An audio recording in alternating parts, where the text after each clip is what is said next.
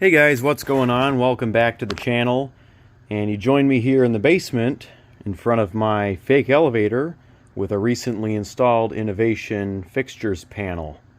Well, this video is not going to be about this, but rather this. So I never posted it, but I acquired a classic fixture. This is an Adams fixture, by the way, with a tubular fire service lock on it. And originally I was thinking, which key does this take? So I bought it thinking it was an Innovation fixture and it would take the 515 key. If I can find it here. Hang on one second. Here we go. So there's a 515 key. So I tried it and it did not work. So obviously we all know that this fixture is too old for the FEOK1. See, this is an FEOK1. Yeah, there we go. Was not looking at the camera.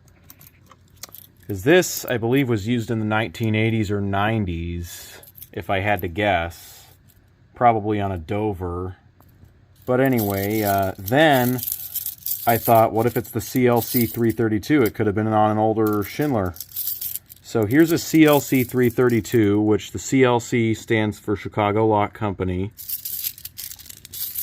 Tried that key, still no go. So then that narrowed it down to a few other options. Now there are only a select number of tubular fire service keys. There's the FEOK1, which is the most universal.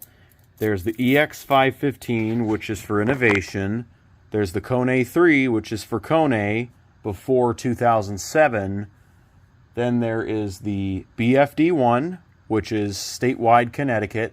There's the MFD1, which is, it's various. It's a special type of key. So it's a custom order. And then there's the CLC 332, and then there's one other that I forgot about. I can't think of it off the top of my head. Well, as I was saying, either I forgot the seventh one, or the seventh one is the counterclockwise FEOK1, which is non-standard. And it was in some 2007 installs when there was confusion in literature as to how the lock was supposed to be coded, because it's counterclockwise according to the lock and clockwise according to the key. There was a 2008 addendum that required that the FEOK1 be cut in a clockwise fashion, so the lock had to be in a counterclockwise fashion. But anyway, so yeah, I narrowed it down to the MFD1 and the BFD1. So let's see, MFD1 key right here. I tried that. If I can get it to focus. So MFD1 key, I tried that on the lock here. Still no go. So then I decided, before I throw any more keys at it, I'm going to look at the code on the bottom of the lock here, if I can get it to stand upright. I know the lighting's bad. Oops.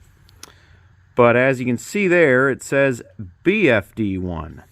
So this fixture was originally in service in Connecticut somewhere, and now I own it. So, yep, here's the key for it. Just got this in the mail today. It's the BFD1. And just to show you, it does work perfectly. I'll turn fire service on. And now we'll turn it to bypass. As you can see, the key does not turn all the way to the right. And that is because this is a 4-key pull lock, but they designed it so that it can only be removed in the on or off position, not the bypass position. So once again, I turn fire service on. And then I noticed that to turn it off, you actually kind of have to jiggle the key up and down to get all those pins to engage, and then you can turn the key. So turn it to bypass, and then back to off after waiting 5 seconds. So I'd say this is pretty cool. It definitely concludes the saga of which key this takes. But yeah, let me know what you guys think of my Adams, Connecticut fire service fixture. Have a nice day, y'all.